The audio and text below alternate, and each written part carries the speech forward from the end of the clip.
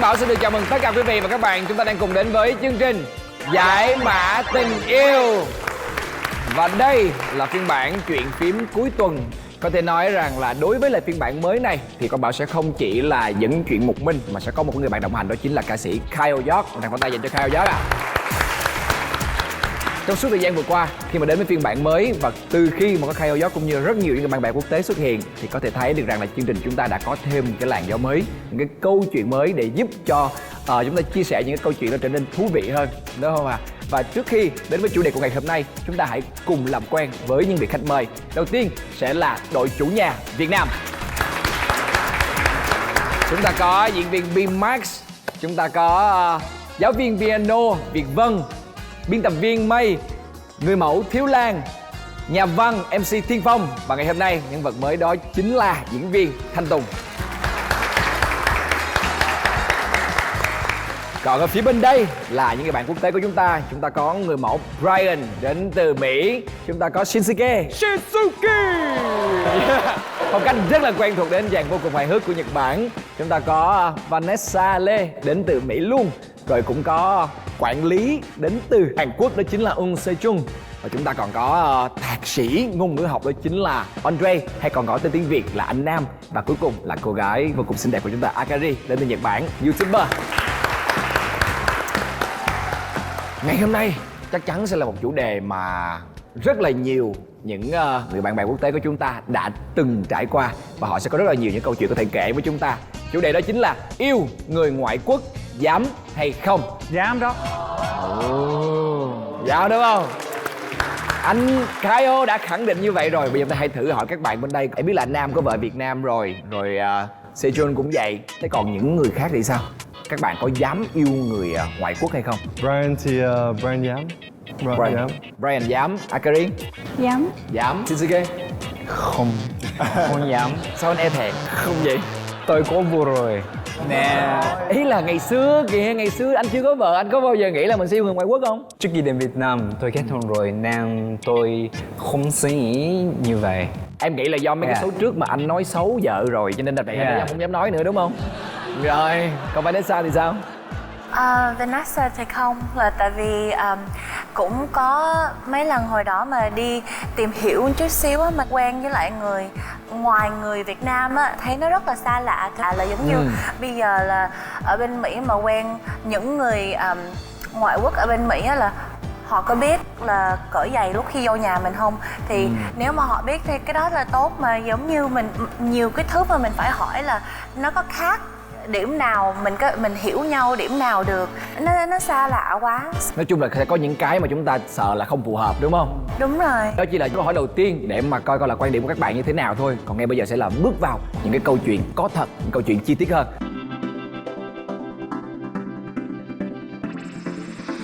Chúng ta hãy cùng đến với câu chuyện đầu tiên của ngày hôm nay. Anh nào có dám yêu xa? Câu chuyện này là của ai? Câu chuyện đầu tiên này là của B-Max.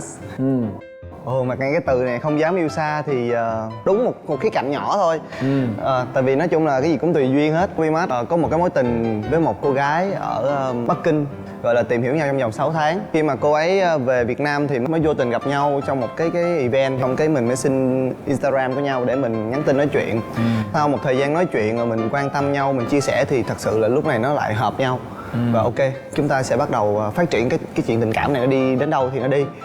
Thì người nữ đó cũng đã nói cho Bi biết rằng là những mối quan hệ của bạn ấy đa phần là nam giới rất nhiều, cho nên là đừng ghen nhé. Và B-Max cũng nói thẳng là mình diễn viên cho nên là tiếp xúc với nữ giới cũng rất là nhiều, cho nên cũng đừng ghen nhé. Nhưng mà đã thỏa thuận lúc đầu rồi. Nhưng mà khi mà quen nhau rất là vui trong vòng 2 tháng thì bắt đầu sẽ có những cái câu chuyện xuất hiện là bạn ấy quay story là đi chơi với nhiều người nam. Thì bản thân Bi thì Bi cũng ok, đã nói rồi cho nên là mình cũng không ghen về cái việc đó, và mình cũng chúc tối nay đi chơi vui nhé em. Rồi mình cũng đi chơi và mình cũng quay cho bạn ấy biết là mình đang đi chơi với ai. Thì bạn ấy cũng nhắn tin chúc vui như vậy. Thì đến một ngày nọ thì mình đi chơi với một group lớp cũ, thì có nam có nữ hết, thì đã là học sinh bạn cũ với nhau thì rất là thân mật. Đó, thì tự nhiên mình nhắn tin chúc ngủ ngon thì bên ấy không trả lời. Tại sao quá, mình không thể nào mà mình chạy qua bên nhà mình năn nỉ hay như thế nào được, hay là mình hỏi cái chuyện gì đang xảy ra. Mình chỉ nhắn tin và thấy xin không trả lời, gọi không bắt máy. mình thấy rất là khó chịu, mình cảm thấy rất là bất lực trong cái vấn đề này. Rồi xong cái sau 2-3 ngày sau cái mới chịu trả lời tin nhắn, mới hỏi tại sao em lại đối xử hay là tại sao em lại không trả lời anh lúc đó. Cái nói anh đã hiểu được vấn đề gì chưa. Là sao? Hỏi ngược lại em là anh đã hiểu cái vấn đề gì chưa. Cái nói ủa em đâu có nói gì đâu sao anh biết được. Thì em hỏi ngược như vậy sao anh biết đúng không. Cái nói anh vẫn chưa hiểu vấn đề hả. Cái mới chụp lại cái story và khoanh tròn lại là cái đợt đó kiểu mọi người chỉ khoát tay một người bạn thôi. Thì kiểu ghen ghen nhưng mà là nói thẳng rồi nhá, mà vẫn ghen. Xong cái mình cũng thấy ok, nếu mà em cảm thấy cái này em không có thông thì anh sẽ gọi nói chuyện với bạn này cho em, hoặc là tụi anh sẽ quay clip nói chuyện để cho em tin tưởng. Thì cô ấy không quan tâm. Thì sau cái vấn đề đó thì nó lại làm ảnh hưởng tới cái gọi là cái tâm trạng của em thật sự. Tại vì mình thương người ta mà mình đang muốn hy vọng, mà đang muốn xây đắp tình cảm, mà người ta lại làm cho mình cảm thấy ủa mình đâu có làm sai đâu, mà tại sao mình lại mang một cái nỗi nó rất là nó khó chịu lắm. Gần nhau thì mình ba mặt một lời, mình gặp nhau mình nói chuyện vậy thì dễ, còn mà kiểu xa nhau về địa lý nó cũng xa, mà về tất cả mọi thứ nó đều khác. Thì sau khoảng thời gian 6 tháng thì hai người mới nhắn tin và nói là thôi chúng ta nên giữ mức độ là tình bạn. Thì sau cái đó thì em cảm thấy được là yêu xa nó cũng rất là nhiều cái không tốt. Nếu mà mình không đủ lòng tin là cái thứ nhất, và thứ hai là mình không có tương tác với nhau trong cuộc sống nhiều á. Tại vì yêu xa mà hai cái công việc khác nhau á, thì cái đó cũng là một cái rất là thiệt thòi trong chuyện tình yêu. Nhưng mà bạn ấy là người ngoại quốc đúng không? Dạ, người Bắc Kinh mà là nói chuyện tiếng Việt được luôn. Dạ, là có công việc ở Việt Nam. Cho nên là về mặt ngôn ngữ tính ra là cũng đã hơi khác nhau rồi. Rồi quan điểm tất cả mọi thứ nữa. Không biết là các bạn ngoại quốc ở đây có ai đã gặp trục trặc trong cái việc là mình yêu xa mà người yêu của mình lại là một người khác quốc gia với mình chưa? Sejun thì không có kinh nghiệm về cái yêu xa, nhưng mà cái này thì có thể hiểu được cái tâm trạng của BMAX. Là tại vì ở bên Hàn có một tục ngữ là người ta hay nói là người, tức là ở xa là cái tình cảm cũng xa lại nữa. Tức là người này và thí dụ là Andre và Sejun đang hẹn hò với nhau nhá, đang yêu nha, bây giờ đang ở cùng chỗ thì cho hai người thì có thể gặp nhau nhiều lần. Thật ra là cái yêu xa mà nó hai người thì gặp nhau nhiều lần được, thí dụ đi máy bay mỗi ngày đi một lần hoặc là mỗi tuần đi một lần, cái đó không vấn đề gì đâu. Tại vì có thể chia sẻ cái tình cảm đó. Nói chung là cái vấn đề số lần gặp nhau thôi. Và nhưng mà hai người thì thí dụ một người quay về cái sex thì hai người yêu xa rồi đúng không? Thế thì cái tầm quan tâm cũng sẽ khác nhau. Ví dụ Sejun thì bây giờ đang quan tâm về cách Sài Gòn. Nhưng mà Andre thì phải quay về và tập trung về gia đình hoặc là trong Slovakia nữa đúng không? Thế thì đương nhiên là sẽ tự nhiên nó xa lại như thế này. Cho nên là Sejun thấy là cái vấn đề thì không phải là yêu xa mà là cái số lần gặp nhau. Số lần gặp nhau ít thì nó sẽ xảy ra những cái chuyện. Nhưng mà Nam thì cũng đồng ý là nếu yêu xa thì nên gọi là nhớ, vì cái đó không phải là yêu. Vì yêu thì cần gần, vì nếu không có gần thì làm sao mà yêu được. Người Việt Nam là chuyên gia yêu xa, như là đi học tiến sĩ ở Mỹ 5 năm, trước đó thì cưới nhau, sau đó thì không gặp nhau 5 năm, sau đó thì quay lại và vẫn có con và giả vờ là cái đôi hạnh phúc. Nhưng mà đối với Nam thì Nam nghĩ là cái đó quá là văn hóa hay là sao? Vì thực sự là tình yêu không gặp nhau 5 năm thì không thể tồn tại được. Họ phải đi tìm lại cái tình yêu đó, hay là chỉ kiểu là bị gia đình bắt hay là ép rồi là cưới nhau rồi thì nên có gia đình rồi, thì cái cảm giác giữa hai người đó thì không tự nhiên như là tình yêu khi mới bắt đầu hay là khi không bao giờ xa nhau. Với lại là bị ảnh hưởng vì cái môi trường xung quanh mình nữa. Đúng rồi. Tức là nếu như mình đi học tiến sĩ ở Mỹ thì cái môi trường Mỹ thì nó sẽ thay đổi cái con người chính của mình. Thì khi gặp lại người yêu cũ của mình hay là người yêu của mình mà mình đang yêu thì tất nhiên là cái sự xa cách đó đã thay đổi hai người rất nhiều. Nó giống như là dường như là mình phải quen lại từ đầu. Với lại thêm một cái nữa là cái câu chuyện này thì có thể mà hơi gợi cảm một chút xíu, nhưng mà Sejun không bao giờ nghĩ là gợi cảm. Tại vì cái tình yêu cũng còn một cái chuyện sex.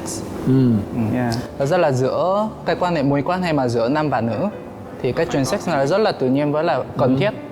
Nếu mà không có cái này, yêu xa, như vậy thì tình bạn thôi. Đối với Sejun cái đó rất là quan trọng. Nếu mà hai người đang yêu nhau mà tức là yêu xa, nó không biết là nó không hứa là không hẹn là chừng nào về lại, như vậy thì coi như là không thể nào. Lúc nào hai Trong cái một thứ khoảng đó thời gian tính ra dài. nó phải luôn luôn có song hành với nhau, bởi vì nó sẽ bù đắp cho nhau. Cái giúp chuyện tình yêu sex nó thăng là hoa cái chuyện hơn. sex là một yếu tố mà có thể phát triển được cái tình yêu. Yep. Nó tô và nó sâu hơn. Yeah.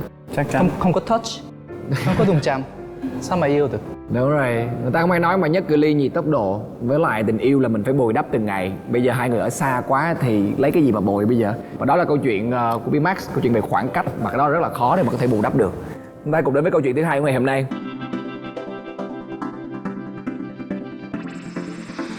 Chưa từng nghĩ đến chuyện kết hôn cho đến khi gặp vợ Việt. Câu chuyện này của ai đây? Hay là của Sejun? Đấy là của Sejun chứ.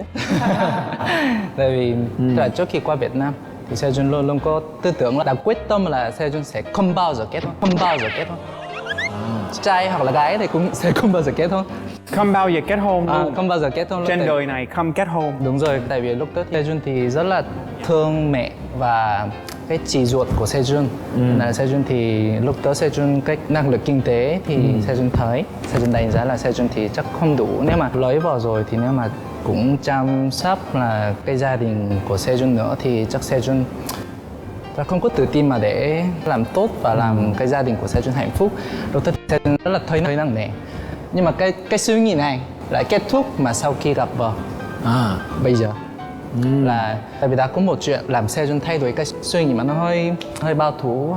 Cái một chuyện là lúc mới qua Việt Nam là đang ở mà cái phòng trọ là không ai quen hết. Là lúc đó thì mới qua này cũng không có bạn nào gì hết.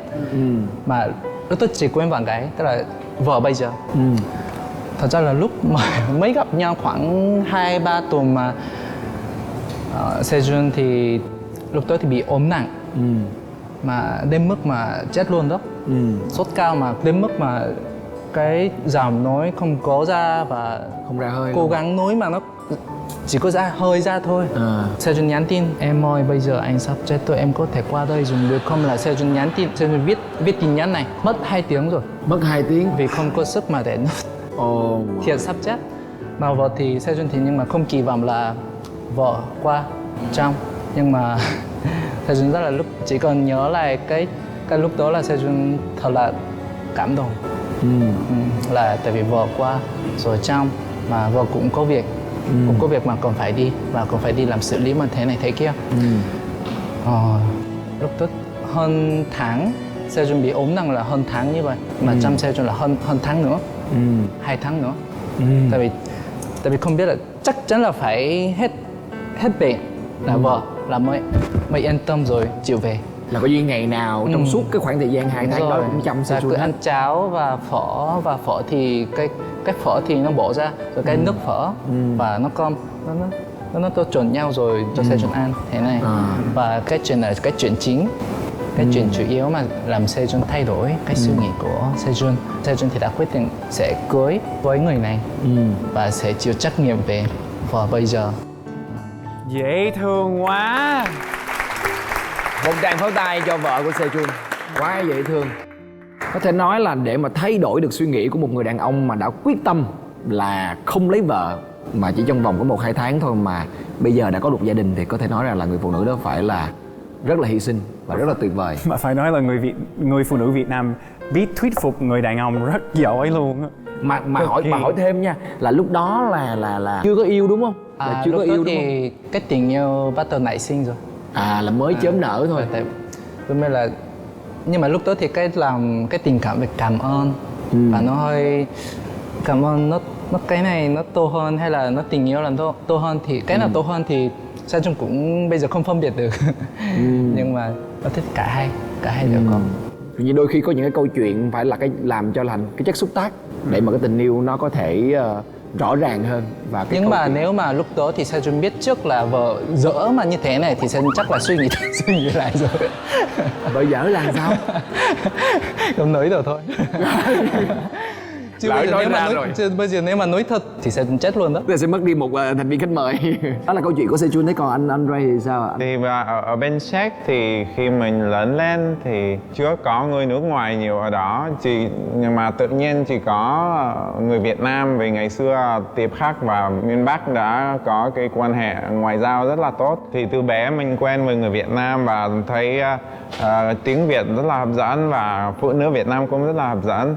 Thì có là vô tâm thì đã biết rồi là tương lai thì sẽ có lẽ là sẽ lấy vợ Việt Nam. Nhưng mà Nam thì hơi giống Sejun là cũng không muốn cưới vợ lắm. Vì thực tế là bên Séc bây giờ người ta không cưới nhau nhiều. Và khoảng 28-30 tuổi thì bắt đầu chuẩn bị lập gia đình rồi thì đi tìm vợ. Có bạn gái Tây thì cái đó sướng vì thoải mái hơn, không có cái áp lực của gia đình. Có sống thử mấy lần và cái đó không quan trọng. Không có rào cản gì. Nhưng mà để lấy vợ thì sống với phụ nữ Tây thì hơi phức tạp hơn. Vì ở đó là phải giúp vợ nhiều. Và nếu ở Việt Nam làm như thế thì được khen. Nhưng mà ở Séc thì là bắt buộc phải làm như vậy, và nếu không làm thì sẽ bị mắng.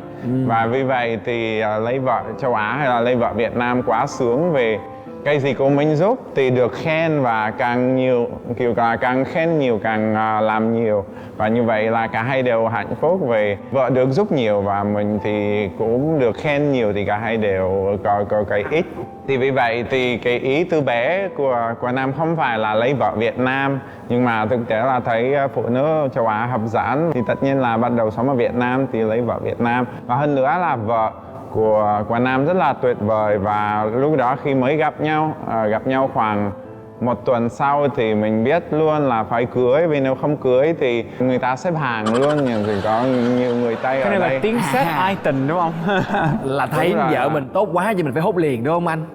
Vì vợ thì những người Việt Nam thỉnh thoảng nói là vợ hơi bị đen, nhưng mà thực tế là người Tây thích như vậy thì thì lúc đó là mình có cảm giác như là ai cũng là người Tây xung quanh vợ thì muốn cưới rồi thì mình phải rất là nhanh để vượt qua những người khác. Cái này là ông bà ta ngày xưa nói đúng, lấy vợ là phải lấy liền tay đúng không? Thấy được người nào mà coi như là phù hợp rồi và hoàn hảo rồi là phải lấy về liền, chứ không người khác giành mất. Ê, nhưng mà cái này á phải công nhận là qua mấy số rồi mới thấy được rằng là anh Nam rất là một cái kiểu mẫu, ông rất là lý tưởng. Chăm con nè, rồi làm việc vợ ở nhà phụ vợ nè, rồi làm cái gì cũng khen vợ hết trơn á. Hèn chi coi như là bao nhiêu những cái lời có cánh ở trên mạng đều dành cho anh Nam hết trơn. Nhưng bây giờ hỏi anh Nam với lại anh Khao gió một câu ngoài lề chút xíu. Có thật là đàn ông Tây chỉ thích phụ nữ mà da ngăm ngăm đen đen xíu không? Thì đối với Nam thì có là nhưng mà cái lý do rất là đơn giản, vì ở Việt Nam nếu da đen có nghĩa là phải đi ra ngoài đường và làm việc vất vả ở trong cánh đồng. Nhưng mà ở bên Tây da đen có nghĩa là mình có tiền thì có thể sang Việt Nam để tắm nắng.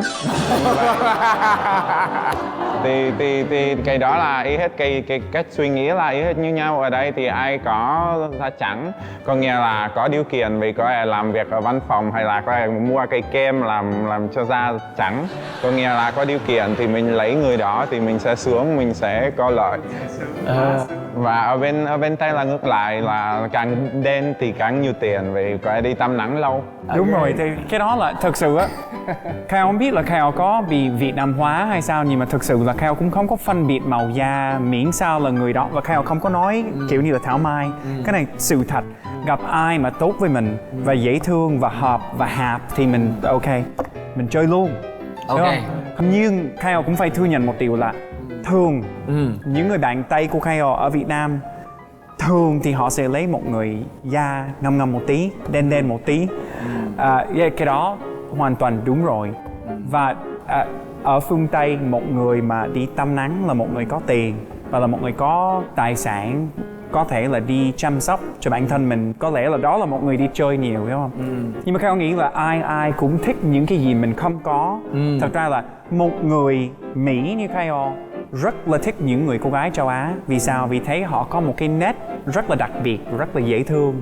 Còn những người phụ nữ Việt Nam thì lại nhìn vào cái nét người Mỹ và nói là trời ơi đẹp quá này sao, mắt xanh tóc vàng rồi mũi cao, trời ơi cái tướng sang quá, giống gì đó. Thì là đúng là cái tính cách của con người là đi về đó. Có một lý do nữa tại sao Nam quyết định lấy vợ Việt Nam là khi muốn có con thì bây giờ bên Tây người ta không tiếp xúc với em bé nhiều khi nhỏ, và những mẹ tương lai người Tây thì cứ đọc sách và rất là hồi hộp không biết làm gì, sau đó thì sinh con, sau đó thì cứ đọc tiếp và đi hỏi bác sĩ và làm cái này cái kia và rất là hồi hộp không biết làm gì. Nhưng mà phụ nữ Việt Nam bình thường từ bé thì phải chăm sóc anh chị em, anh em nhà em hay là con của người khác, thì vợ thì đẻ con và tự nhiên biết hết là nên làm gì, thì thấy rất là tự nhiên và không bị stress, không bị áp lực nữa. Rồi.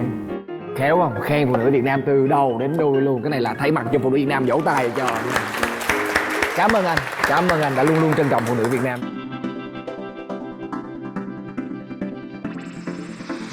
Chạy mất dép vì sợ chuyện ấy, qua câu chuyện là của ai à? Em. Anh nhìn em ánh mắt đâu? Không, anh đang Mọi người đang chờ đợi câu đang chuyện. chờ câu chuyện của em, đang chờ đợi câu chuyện không ạ? Không, mà sau khi nghe Xem đỏ mặt gì? nghe các Chắc là- anh Tây nói lại về cái việc mà tôn trọng phụ nữ Việt Nam thì lại chắc suy nghĩ là Em có một cái ấn tượng gì không tốt hay là em mới nghe một cái câu chuyện gì mà làm cho em bị cảm thấy hoang mang? hoang mang, chắc là do hoang mang. Hôm đầu tiên là em về người ngoại quốc á, thì em chỉ có đúng một cái mối quan hệ duy nhất là một anh bạn diễn viên. Thì anh vừa làm diễn viên vừa chơi bài rocker, cái bài gì mà poker, đúng rồi. Poker. Đó, thì em không có ý gì hết, nhưng ngay từ lúc đầu là anh ấy rất là thích em rồi. Yeah. Xong rồi em có nghĩ tại vì đâu có chưa khi nào mà có ai thích em mà người ngoại quốc hết, thử xem sao. Thử xong cũng rất là vui khi đi chơi, cũng tinh tế trong việc mà quan tâm này nọ, rất là quan tâm em, rồi cái gì em tặng hay em làm cái gì đi chăng nữa thì họ rất là nhớ. Nhưng mà đến lúc mà họ cầm tay em thì em lại bị sợ. Tại sao lại Em không sợ? biết, em cảm giác giống như là em không có liên kết được Ủa, cái chuyện tình ấy cảm là cầm tay á hả? Nắm tay rồi. Không, chuyện đấy là cái chuyện đó. sáng hơn xíu. Em khai ra đi, cái em sợ gì? Chia tay chứ không có chia tay gì đi. Ủa mà em mới cầm tay người ta thôi mà em ý là Rồi, không hợp với thôi. Không phải là Em cầm bị tay nghe em à? mạnh hiểu không? Em cứ nghe là khổ lắm lên thôi. Là có thể. Thì tâm lý. Người ta nói kích thước của đàn ông á có thể được đếm được bằng cái bàn tay. À, Phong biết rằng. Không biết rằng là Ý là anh bạn thì thấy cái tay như thế nào đó anh phải sợ. Không, nhưng mà cái này hỏi bàn thiệt. tay rất là to. Hỏi thì Cái này hỏi thiệt là lúc đó em sợ là em sẽ không có một cái gọi là cái chemistry đối với lại cái người đó, một cái sự hòa hợp được với cái người đó về mặt văn hóa hay là về mặt cảm xúc hay là xúc với lại cái chuyện ấy đó. Chuyện ấy là tức là cái bàn tay của anh ta quá to đúng không? Rồi đó.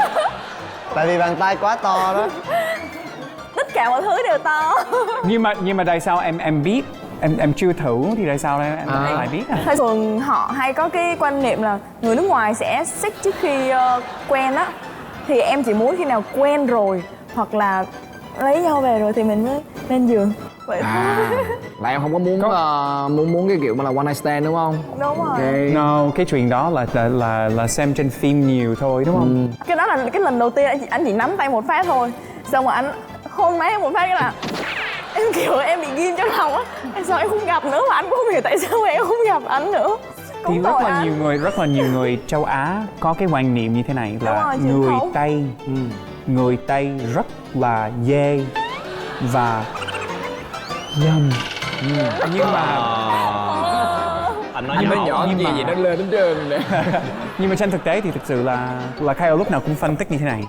Cái nền văn hóa của người Mỹ, cái nền nha, là xây dựng từ đạo Thiên Chúa, và đạo Thiên Chúa dạy là hai người phải kết hôn rồi sau đó làm chuyện ấy. Và phim Hollywood thì cho rằng là người ta quen tràn lan cái gì cũng được, rồi giống như là ở cái tiệc cũng mà quen nhau rồi Kết ly. đi vô khách sạn rồi tầm bậy tầm bạ hay là đi vô phòng ngủ. Nhưng mà trên thực tế thì số ít chứ không phải số nhiều Nhưng mà Hollywood thì lại lấy cái câu chuyện đó ra mà làm lố, thì người châu Á lại sợ như thế này. Và thay mặt những người Mỹ trên toàn thế giới, xin lỗi thiếu Lan vì đã gây cho em một cái sự hiểu lầm về người nước ngoài. Và nếu như em muốn quen nhau sau cái chương trình này thì anh em trao đổi số điện thoại thì nữa. Ủa nữa hả? Ủa bữa em nói giả hai cái đi sao mọi người nhà nói Điêu Lan. Tới tuổi cặp kê rồi. Bàn tay tô và nó cái ơi nó thì nó Không có gì liên quan. không biết, chẳng có liên quan đâu mà. Thí dụ như là cái bàn tay của Kheo cũng khá Sao là thì bàn tay, nhỏ. sao thì bàn tay nhỏ mà Ôi cái này thì em không biết. Tại vì các bạn muốn biết. cái này thì không thể chứng minh được đâu. Cho nên là sẽ nói thế này thì mà cũng không. Bàn tay Brian dài quá kìa. Mình phải canh phần nào á, mình canh như nào á? Đừng chéo. Đừng chéo hả? Đừng chéo. Sai hoàn toàn. Chéo hay thẳng. Sai hoàn toàn. Nhưng mà thật ra nó phải xếp trên tới 3 cái lận. Là bàn tay, cái phần này nè 1, bàn chân là 2 Đúng và rồi. cái mũi là 3. Đúng rồi. Phải cả 3 cái đó kết hợp lại thì mới biết được. Rồi, lý giải Em hiểu khó không? quá. Bỏ qua. Ủa thế Là phải nhìn cái đó nếu mà 3 cái đó nó đều nhau và đều to hết thì ok, confirm. Không. Ra ngoài lề thôi, bỏ qua. Rồi mình đến với câu chuyện tiếp theo nè.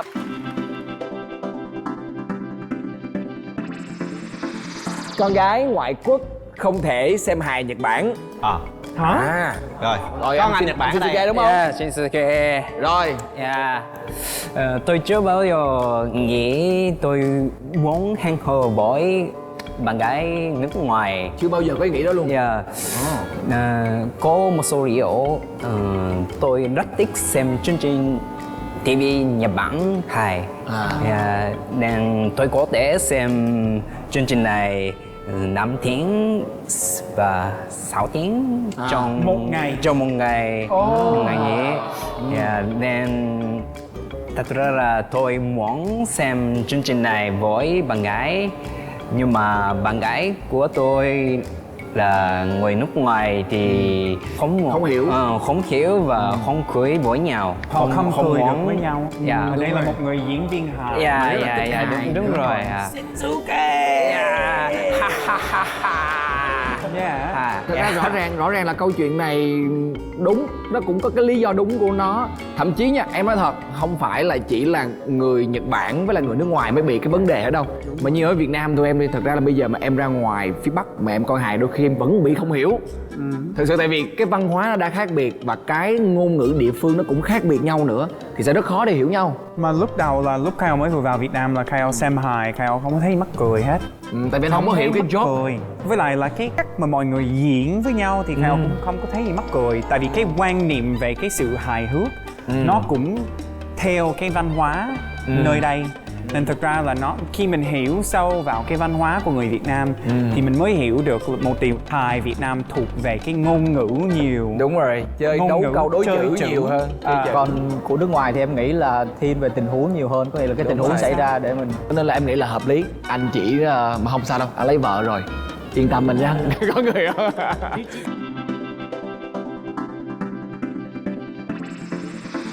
Người ngoại quốc không thể hợp gu. Có như hồi nãy là cái nhỏ, bây giờ là cái bự nè. Của Vanessa. Vanessa, rồi mời Vanessa chia sẻ nào. Thì, câu chuyện của Vanessa thì giống như lúc khi mình khác nhau quá, những cái chuyện nhỏ giống như vô nhà cởi dép người ta có biết không, thì nếu mà không biết cái chuyện đó có sao biết chuyện lớn được, thì nó sẽ có rất là nhiều thứ mà không có hiểu nhau được. Mà ngoài cái đó là lúc khi Vanessa khoảng 13 tuổi, lúc đó nói tiếng Việt cũng không có hay, thì bây giờ cũng không hay mà nó đỡ rồi. Mà Vanessa đã đặt là cố gắng giữ gốc để sau này dạy cho con cái, thì Vanessa bắt đầu nghe nhạc Việt, coi phim Việt. Nên mà Vanessa cũng khoái nhạc sến, cái gì Việt Nam Vanessa cũng thích hết.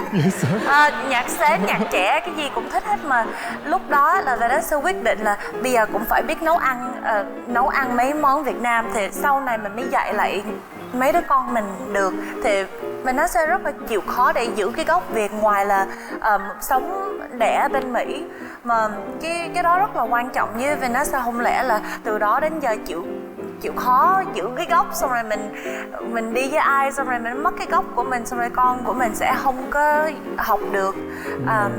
Thì vì những mấy cái lý do đó mà nó sẽ cảm thấy nó xa lạ quá, với lại rất là muốn giữ gốc cho những đứa nhỏ của Vanessa sau này. Cô gái quá là tuyệt vời. Hay thật sự á. Không, thật sự cái điều này là cái điều không dễ. Tại vì rõ ràng là để mà giữ được tiếng nói rồi văn hóa của mình là một cái điều không hề dễ mà khi mà chúng ta được sinh ra. Vanessa là sinh ra ở Mỹ luôn đúng không? Đó, cái điều này nó còn khó hơn cái chuyện mà là sinh ra từ nhỏ ở Việt Nam rồi đi qua bên kia nữa. Không biết là các bạn trai Việt Nam thấy cô gái này như thế nào hả Tùng? Thật ra Tùng thấy thì là cái điều này là tuy là sinh ra ở Mỹ nhưng mà đôi khi là cái bản chất, cái gốc ở bên trong á cũng là một người phụ nữ rất là vì gia đình và rất là biết suy nghĩ, khi mà biết nghĩ là mình học tiếng Việt để sau này nếu như lỡ mình có con hoặc là mình có bạn trai người Việt Nam, mình có con thì mình sẽ dạy cho con mình biết được tiếng Việt nè, nấu ăn cho gia đình. Đôi khi là nấu ăn không phải cho bạn trai mà là cũng là nấu ăn cho ba mẹ mình là người Việt Nam. Thì đó là thật sự là một cái đức tính phải nói là rất là tốt. Nó cũng là rất là mạnh mẽ đó, và mình rất là quyết tâm khi mà mình thực hiện cái điều đó chứ không đơn giản. Tại vì một cái người mà sống ở một cái môi trường khác mà muốn giữ được cái gốc gác ở Việt Nam thì cũng khá là khó. Khó lắm luôn. Là Kyle đi diễn ở nước ngoài rất là nhiều và gặp rất là nhiều những gia đình có con sanh ở bên Mỹ.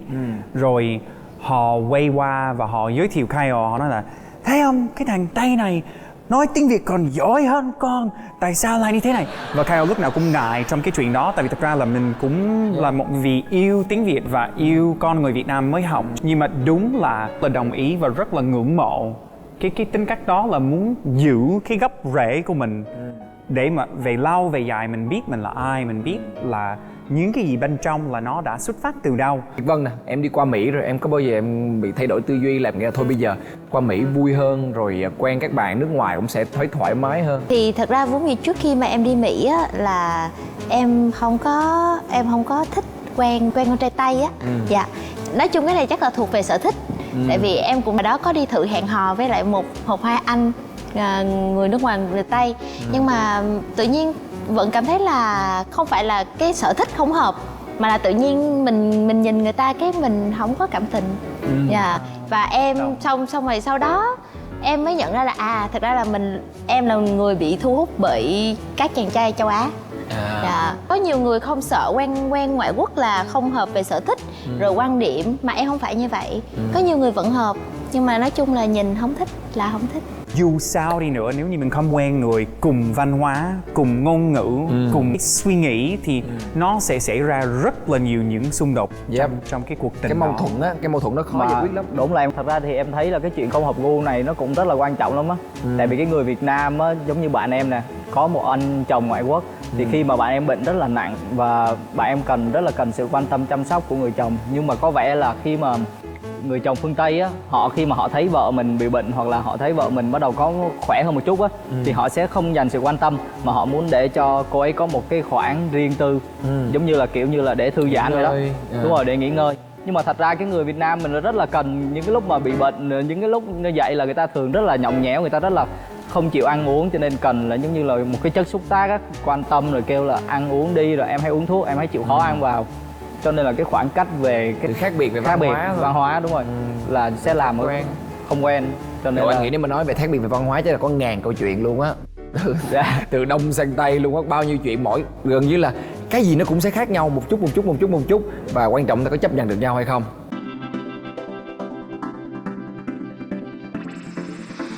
Anh thích nhưng không dám nhích. Em gái một bước tiến tới và thay đổi 180 độ. Nghe là thấy quằn quằn rồi đó. May. Wow, may. Mr. May.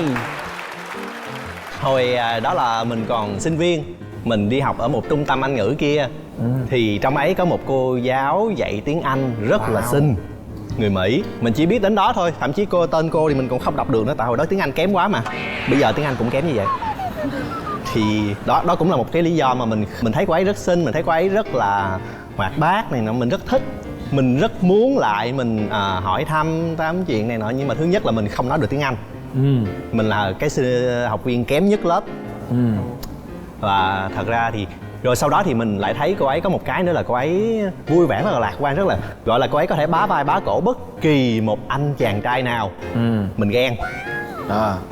Chưa tỏ tình gì, chưa nói gì hết nhưng mà ghen. Mà mình cảm thấy là không thích, cảm thấy là vậy chắc là tôi không hợp với con gái ngoại quốc đâu. Tại vì mình cảm thấy con gái như vậy thì quản gia quá. Câu chuyện của mình coi như là kết thúc tại đó, mình không có một bước tiến nào hết. 4 năm sau, cô em gái ruột của mình đi làm trong một trung tâm tiếng Anh, cô ấy là trợ giảng. Thì trước đây cô em gái ấy luôn luôn là cứ quen một anh bạn trai nào đều hỏi mình: anh ơi, anh thấy anh này sao, em có nên tiến tới hay không?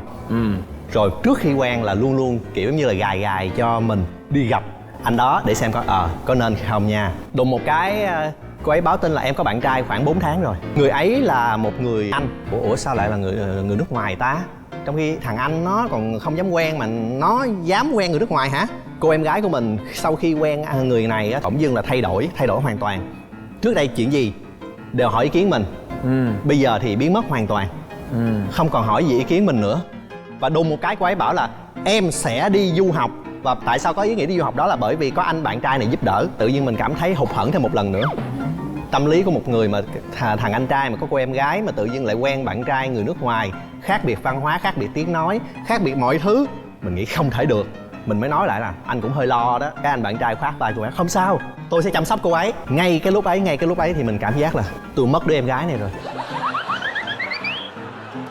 Đúc kết lại là thật ra mình có một cái rào cản đối với những người con gái nước ngoài, mình không thể tiến tới được. Nhưng cô em gái của mình thì lại vượt qua cái rào cản đó một cách rất là nhẹ nhàng, rất là tự nhiên.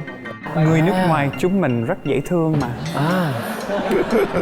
Bây giờ cái khó khăn của anh là anh không có đủ tự tin để mà làm quen với lại cô giáo đó, bởi vì rào cản ngôn ngữ. Thứ nhất là ngôn ngữ, mà thứ hai là mình và cô ấy suy nghĩ cũng hình như hơi khác nhau quá. Cái đó là do suy nghĩ của anh Mây thôi. Đó là do anh cảm nhận vậy thôi đúng không? Bảo thủ. Đúng rồi. Sự đó rất là người đàn ông rất là dễ bị tự ti, là khi mà mình không biết cách làm thế nào để mình có thể trò chuyện cùng với lại người đối phương mà mình rất là thích. Nó bình thường nha, mà gặp đúng với người mình thích mà nói chung một ngôn ngữ là mình đã không biết nói gì rồi. Nhưng mà thật sự tình yêu nó rất là khó nói. Trước nhất là Vanessa khuyên là giống như lúc khi mấy anh không có tự tin á, phải suy nghĩ là được thì được, không được thì thôi. Mà không thôi tới bây giờ á, anh vẫn còn suy nghĩ tới cái đó là nó cũng là chỉ có hại anh à. Mà nếu mà không được á thì ok, đi chỗ khác, đâu gì đâu, đúng không? Cái đó là thứ một. Thứ hai á là dù là Vanessa yêu cầu để giống như lấy một người Việt Nam để giống như giữ gốc, mà tình yêu nó rất là khó nói. Tại vì lỡ khi mình gặp người nào rất là tốt mà rất là hợp với mình, mà giống như theo ý mà muốn có gia đình, theo giống như muốn dạy con giống như cách mình muốn dạy con, thì nó cũng rất là khó nói. Và mình không có thể nào cho cái cơ hội đó bay là tại vì mình không tự tin. Thì cứ Đúng rồi, cái này gọi là duyên nợ. Duyên hay là gọi là nhân duyên đó. Mà em nghĩ là thực ra là để mà không biết nói thì mình viết ra. Còn nếu không biết nữa thì mình xài ngôn ngữ quốc tế, là mình xài tu quơ. Nhớ nha, lần sau nếu như mà có lỡ thích người ta, nói thẳng với người ta luôn. Thì Vanessa nói rồi, tiến tới luôn anh, không được đi thôi về phía trước.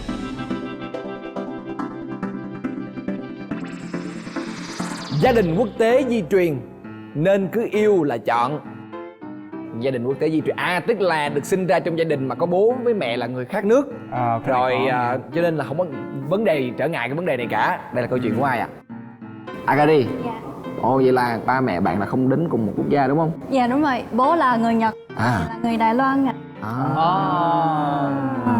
Bởi vậy mới xinh như vậy đó, xinh. Cho nên là không có vấn đề gì về cái chuyện là yêu người ngoại quốc hết. Thấy bố mẹ sống chung thì em cũng thấy văn hóa khác nhau. Đặc biệt là gia đình của mẹ tới Nhật Bản chơi thì em cũng thấy rất nhiều thói quen khác nhau. Cho nên khi đó thì khi mà em còn nhỏ thì thấy tại sao gia đình của mẹ làm như thế này không hiểu. Và có khi thấy xấu hổ ở ngoài đường, nói lớn tiếng, cười lớn tiếng. Người Nhật là không có làm như vậy. Nhưng mà sau khi lớn lên thì em thấy quen nhau với người nước ngoài thì có thể là tại vì là văn hóa hoàn toàn khác nhau, cho nên là hai người nói chuyện nhiều hơn để biết nhau về văn hóa. Ví dụ như là nếu mà người Nhật đi ăn cơm với nhau. Và người Nhật thấy người Nhật không có ăn hết cái cơm. Mấy cái cơm còn lại trong cái chén đúng không? Cơm dư. Cái đó thì nếu mà người Nhật làm như vậy thì em suy nghĩ là có thể giáo dục của anh ấy không tốt lắm. Không tốt lắm. Là phải ăn cho hết đúng không? Chứ không có được để vương vãi lại đúng không?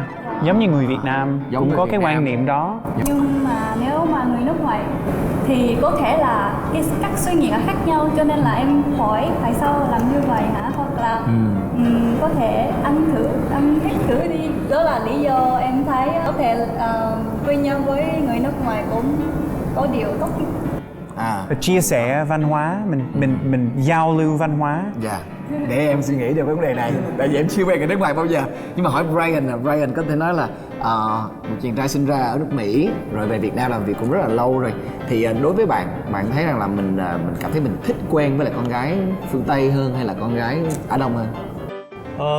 Brian chưa bao giờ quen bạn phương Tây, nhưng mà trước khi về Việt Nam thì cái suy nghĩ của Brian về cái chủ đề này là tại vì ở bên Mỹ mình ở xung quanh với nhiều người bên nhiều nước, ví dụ người Mỹ, người Mexico, người Ấn Độ, người Nhật, tất cả mọi người thì cái mắt thẩm mỹ của mình cũng quen nhìn nhiều người, và cái suy nghĩ bên đó là mình phải cởi mở và accept, mình phải chấp nhận nhiều người, mình không có kỳ thị. Và như vậy á, Brian thấy cái chuyện mà quen một người nước ngoài á không phải là một vấn đề với Brian, chỉ quan trọng là mình có hợp tính cách không và mình có hạnh phúc với nhau không, thì mình không có phân biệt như họ da đen hoặc là da nâu hoặc là da trắng, mình hợp thì ok rồi.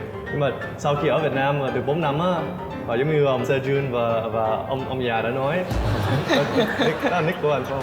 Không thì sai rồi, ngày xưa thì người ta đặt tên là Nam, nhưng mà bởi vì người ta nói sai tên của mình là ông già. Và mình quen bạn Việt Nam á thì mình thấy họ rất là đáng yêu và rất là quan tâm đến mình, và mình cũng thích cái điều đó. Mình thấy và mình cũng nghĩ là chắc trong tương lai nếu mình có kết hôn thì sẽ với người Việt Nam. Ok.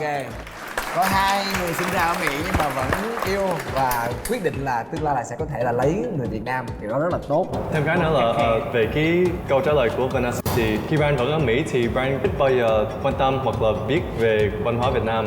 Ở bên đó thì Brian cảm thấy là bên Cali á, thì đa số người Việt á, họ muốn nhập vào cái văn hóa của người Mỹ hơn là người Việt. Thì sau khi mình về đây du lịch á, mình thấy người Việt rất là accept mình, và mình thấy mình được một cái liên kết với nguồn của mình, thì mình thấy mình rất là thích. Nó một cái như không biết nói sao mà chỉ cái cảm giác mình về và mình ở người xung quanh giống mình á, tại vì từ nhỏ đến lớn là mình toàn là ở xung quanh người khác thì mình cũng thấy chuyện là bình thường, nhưng mà khi mình về đây mình thấy rất là thú vị, mình được tìm hiểu về văn hóa của mình và mình rất là quý cái điều đó. Cảm ơn Brian. Thật ra ngày hôm nay lại tiếp tục là một cái chủ đề thú vị nữa, đúng không ạ? Và có lẽ là không chỉ là những người đang ngồi trong cái chương trình này mà rất nhiều bạn khán giả ở ngoài kia là cũng có nhiều rất là băn khoăn, không biết rằng là liệu rằng nếu như mình thích một cái bạn ngoại quốc thì mình có nên tiến tới với họ hay không, và làm cách nào để mình có thể vượt qua được rất là nhiều những cái rào cản đó.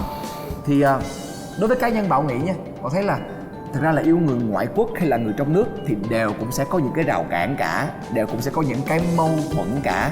Nhưng mà một khi á mà đã thật sự gọi là yêu rồi á thì cái gì cũng có thể vượt qua được hết trơn á. Cái đó tình yêu chính là thuộc về một chữ, đó chính là duyên, duyên nợ. Và thật sự là đôi khi mình không biết được người đối diện mình sẽ là người bạn đời, suốt đời mà đó mới gọi là duyên.